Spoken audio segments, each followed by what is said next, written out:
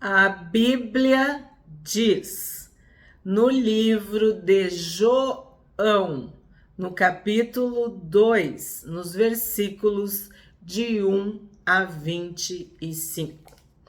3 dias depois, houve um casamento em Caná da Galileia e a mãe de Jesus estava ali. É com grande alegria que começamos hoje o estudo do Evangelho de João. Quem é João? João era o discípulo amado, era o discípulo, o apóstolo a quem Jesus amava. O significado do nome João é dádiva de Deus ou agraciado, abençoado por Deus. Então, é um significado positivo. Ele é também conhecido como filho de Zebedeu. E eu fui pesquisar o significado de Zebedeu e é dádiva de Deus ou Deus é dádiva.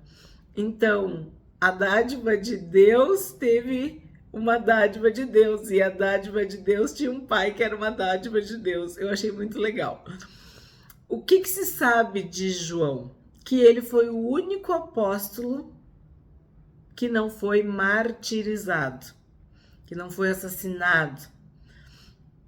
Ele foi o último a morrer, morreu de velho, de idoso, preso, né, prisioneiro na ilha de Patmos, onde recebeu a visita do Senhor Jesus glorificado e a revelação do livro escatológico, né, o livro do Apocalipse.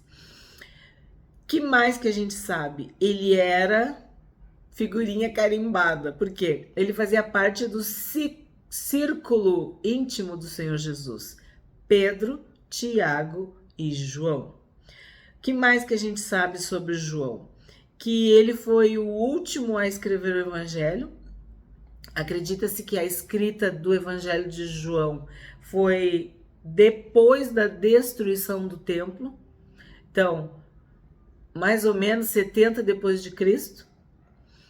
Ele era judeu, mas ele escreveu o Evangelho em Éfeso, que a gente até tem vídeo no canal sobre Efésios, né? A carta de Paulo aos Efésios, que era uma cidade que tinha judeu, que tinha grego, que tinha gentios, porque tinha um porto, tinha muitas pessoas de outras nações, e isso de certa forma influenciou o Evangelho de João, porque ele fala para judeus, mas também fala para gentios.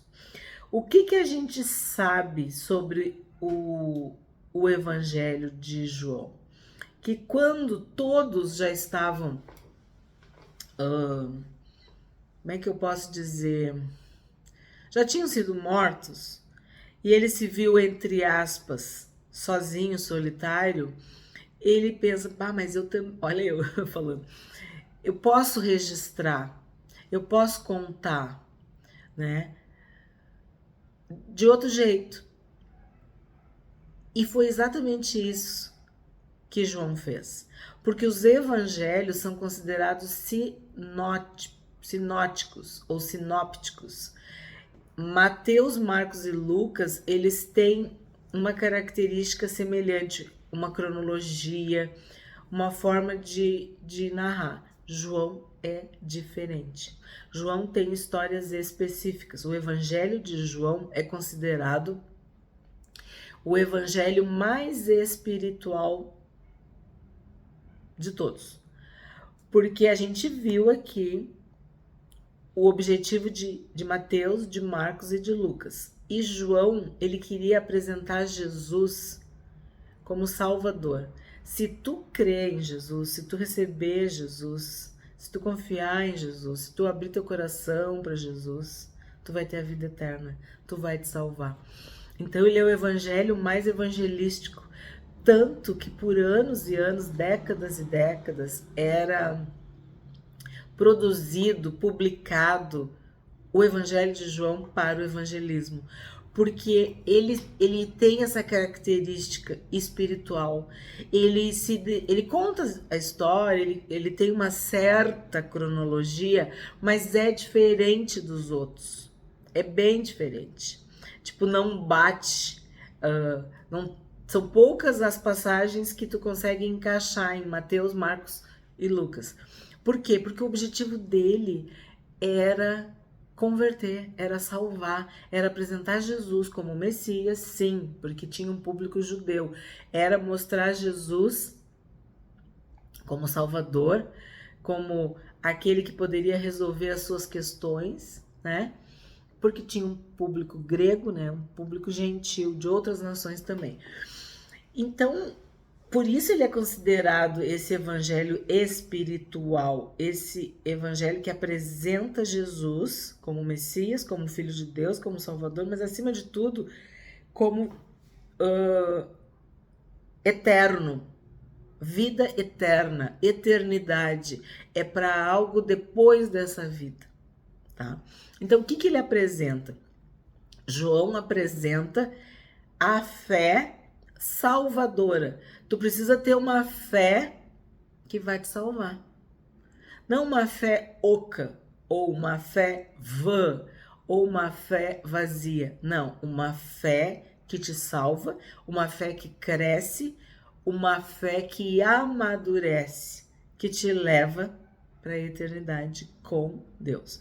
Uma outra característica de João são as respostas que as pessoas davam para Jesus. E aí, de novo, tu vê essa finalidade, essa função, esse objetivo evangelístico. Porque quando tu fala de Jesus, quando tu apresenta Jesus para alguém, aquela pessoa, ela responde de acordo com o que ela busca, o que ela procura, o que ela precisa, o que ela viveu, né? Cada um tem uma experiência pessoal. Tem pessoas que precisam de um amor, de um amigo, de um pai, de perdão, precisam de alguém que acredite nelas, de cura, de libertação, tal. E é essa conexão que salva a pessoa. Porque se ela está precisando de um pai, ela vai encontrar em Jesus o pai. Em Deus, né? O pai. Jesus vai fazer essa conexão. Se ela está precisando de um amigo, ela vai encontrar essa amizade eterna, pura, sincera em Jesus. Entende? E aí, à medida que as pessoas encontravam Jesus, elas falavam o que elas sentiam, o que elas pensavam, elas deixavam claro o que elas estavam sofrendo ou necessitando. E esses diálogos, essas respostas das pessoas, é a maior riqueza do Evangelho de João. Porque isso também nos identifica, faz com que a gente se identifique com os personagens, né? Quando Jesus fala com as pessoas, tu pode ser uma daquelas pessoas, entende? Então, a marca registrada do Evangelho de João são os diálogos, são as conversas e principalmente as respostas que as pessoas dão para o Senhor Jesus.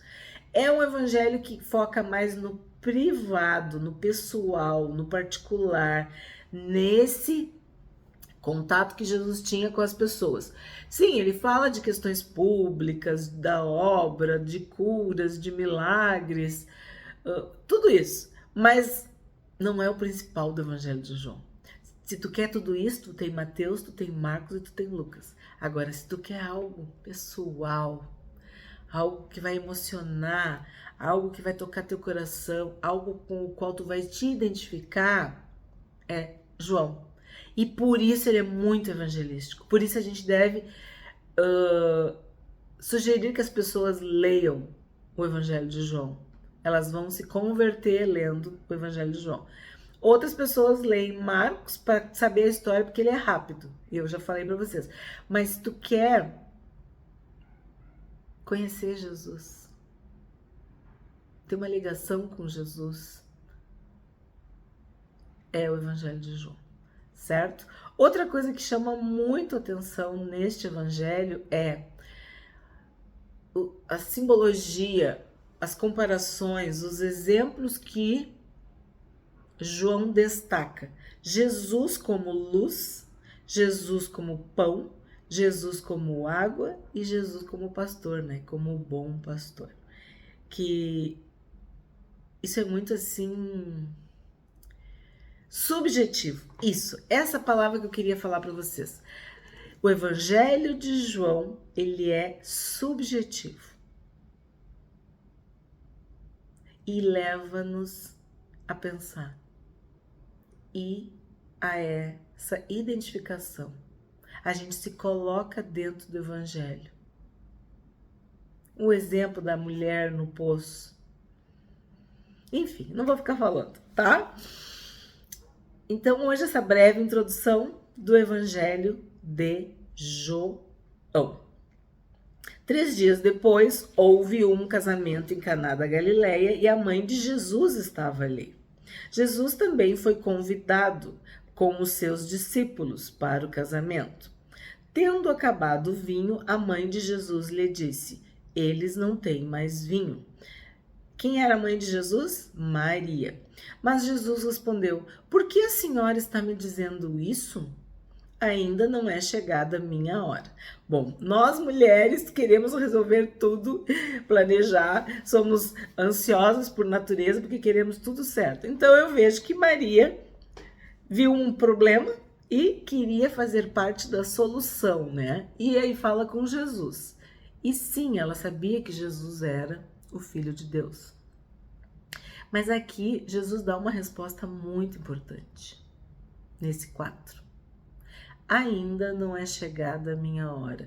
Qual é a hora de Jesus? A hora H, a cruz.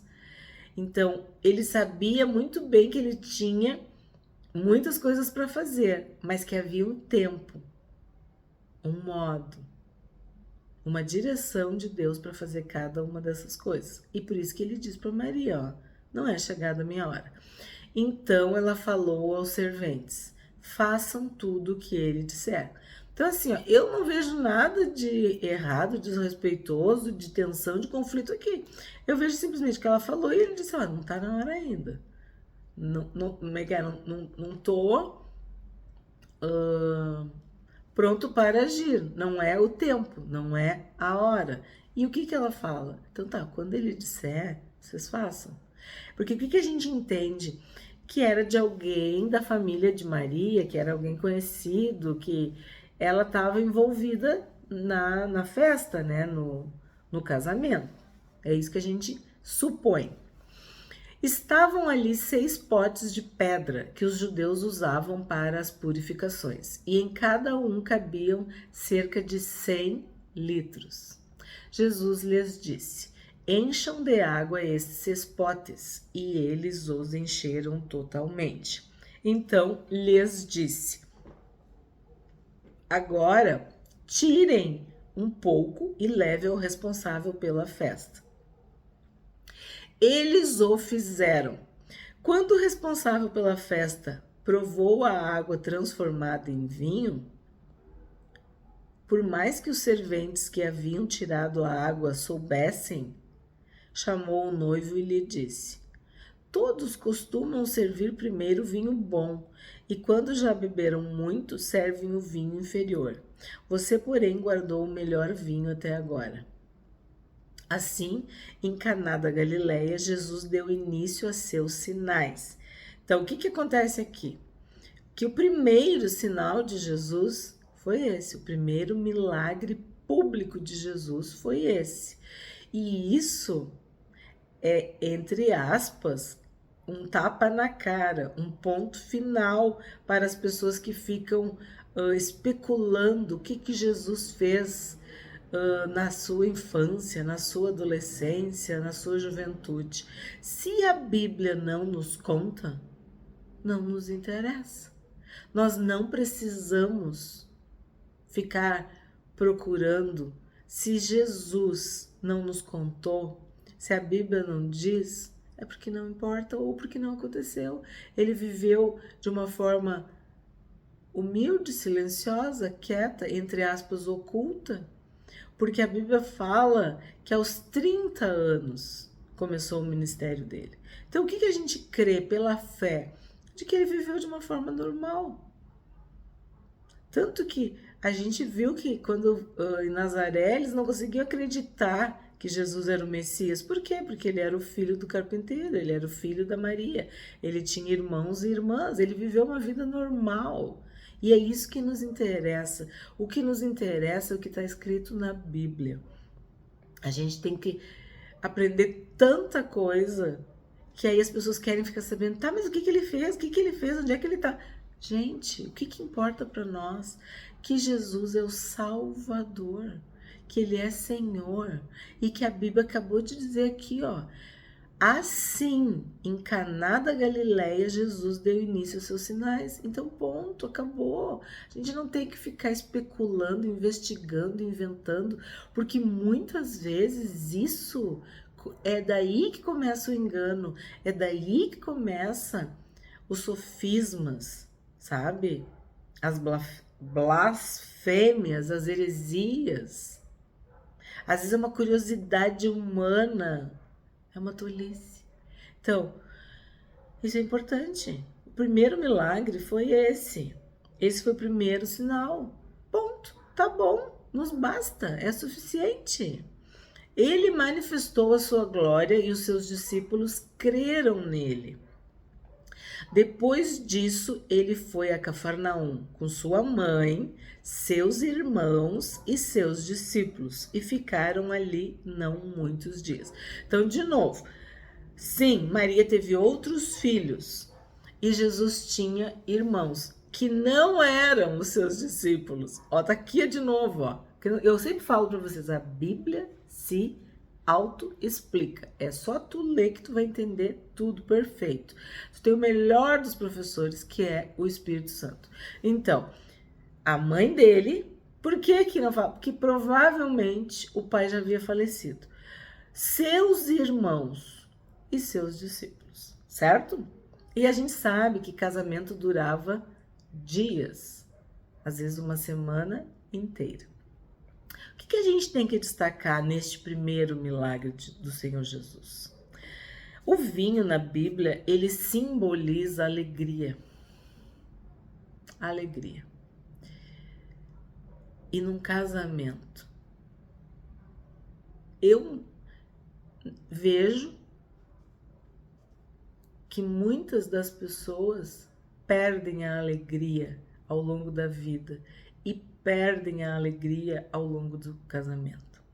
Então tem toda uma simbologia. Eu já assisti casamentos em que a mensagem era sobre este milagre do Senhor Jesus. Por quê? Porque toda vez que tu precisar de alegria, tu precisa de Jesus. Porque a verdadeira alegria está no coração de quem já tem Jesus. O Espírito Santo produz em nós o fruto da alegria. A alegria do Senhor é a nossa força. A Bíblia fala muito sobre isso. Alegrai-vos no Senhor. Então, tudo isso a gente pode aprender deste milagre. Transformar a água em vinho. Transformar aquela situação em alegria,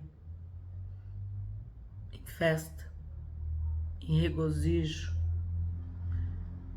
Deus pode fazer isso. Deus pode fazer esse milagre.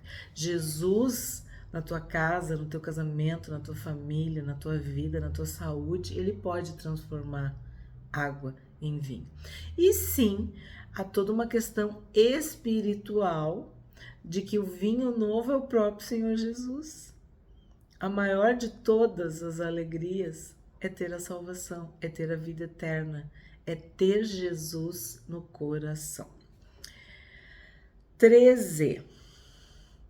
Estando próxima a Páscoa dos judeus, Jesus foi para Jerusalém e encontrou no templo os que vendiam bois, ovelhas e pombas, e também os cambistas assentados. Tendo feito um chicote de cordas, expulsou todos do templo, com as ovelhas e os bois. Derramou o dinheiro dos cambistas pelo chão, virou as mesas e disse aos que vendiam as pombas: tirem estas coisas daqui. Olha só o que Jesus falou. Não façam da casa de meu pai uma casa de negócio. Os seus discípulos se lembraram que está escrito: o zelo da tua casa me consumirá. Então os judeus lhe perguntaram: que sinal você nos mostra para fazer estas coisas? Jesus lhes respondeu: destruam este santuário e em 3 dias eu o levantarei. Os judeus responderam: este santuário foi edificado em 46 anos e você quer levantá-lo em 3 dias? Ele, porém, se referia ao santuário do seu corpo. Quando, pois, Jesus ressuscitou dentre os mortos, os discípulos dele se lembraram que ele tinha dito isso, e creram na Escritura e na palavra de Deus. Então, o que a gente pode destacar aqui? Em primeiro lugar, que muitos confrontos ocorrerão entre o Senhor Jesus e os religiosos, e os líderes, né? A religião estava toda organizada para o lucro e no fundo eles não queriam que ninguém atrapalhasse, nem o Messias, porque a ideia de Messias, eu já tenho dito para vocês, era um Messias como Davi, alguém que colocasse os romanos para correr, um Messias político, um rei. E Jesus veio como filho do homem, humilde. E eles rejeitaram Jesus. Eles não quiseram saber desse Jesus humilde. Então esse, em João, é o primeiro confronto entre Jesus e os líderes religiosos. E sim, essa perseguição vai até a cruz, né? Até a morte do Senhor Jesus. Aí a gente vai analisar o texto, que a gente já viu nos outros evangelhos, só que aqui é muito específico. Como eu digo, ó, o detalhe é sempre mais pessoal. Então, quem fala dos cambistas são as pessoas que trocavam as moedas, porque vinha gente de tudo que era lugar. Aí aqui fala que Jesus fez um chicote de cordas e expulsou todos do templo, com as ovelhas e os bois. E eu não sei como está na tua Bíblia, mas aqui fala que o título diz a purificação do templo. Sim, Jesus estava purificando o templo, literalmente, porque aquelas pessoas estavam profanando, né, desrespeitando o local do culto.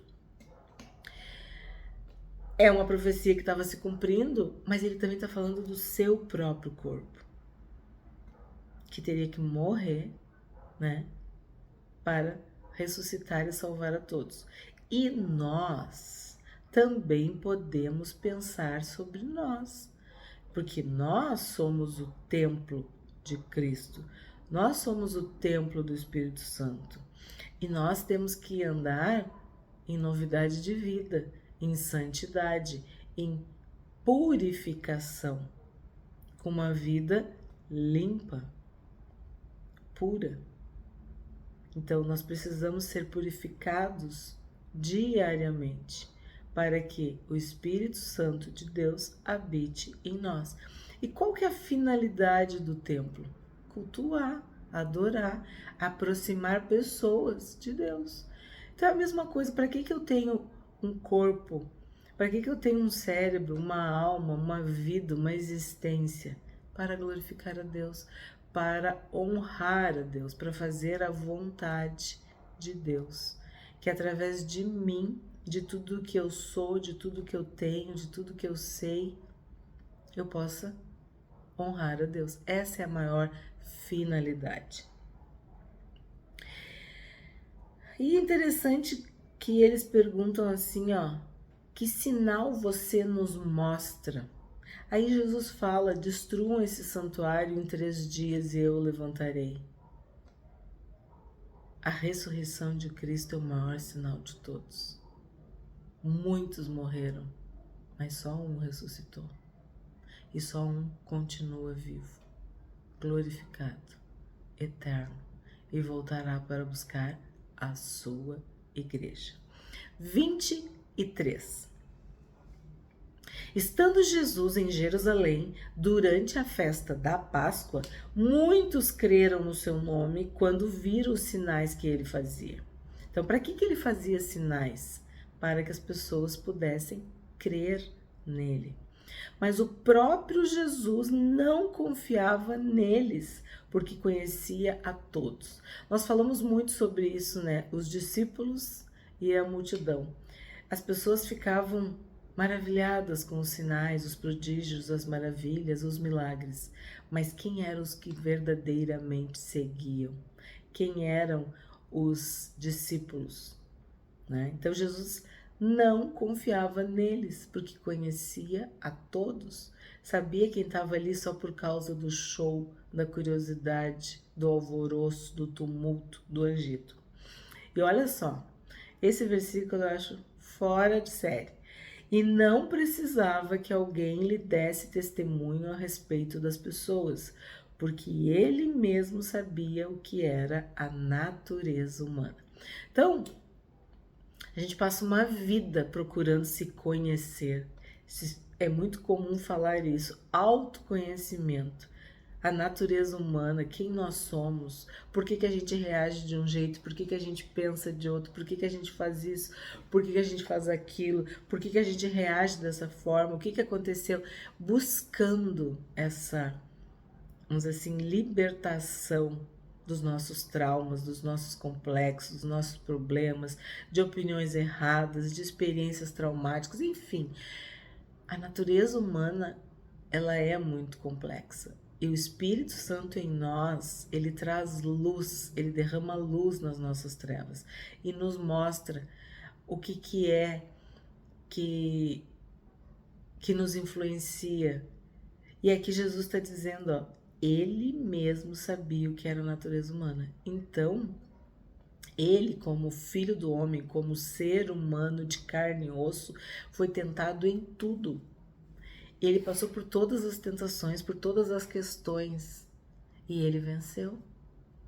E ele sabia também que as pessoas tinham interesses escusos ou secundários, que não eram sinceros.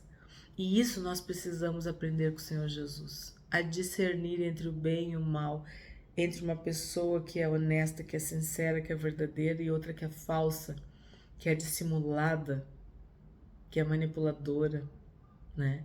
Que é traidora. O que a gente aprende com esse capítulo 2 de João? Muitos, vendo os sinais que Jesus fazia, creram no seu nome. Mas o próprio Jesus não se confiava a eles, porque os conhecia a todos. A gente tem que entender que Jesus era Deus. Ele estava esvaziado da sua glória dentro de um corpo humano, mas ele conhecia os pensamentos, as intenções do coração. Por isso que ele não se confiava a eles, porque ele conhecia muito bem a cada um. E não precisava de que ninguém lhe desse testemunho a respeito do ser humano, porque ele mesmo sabia o que era a natureza humana.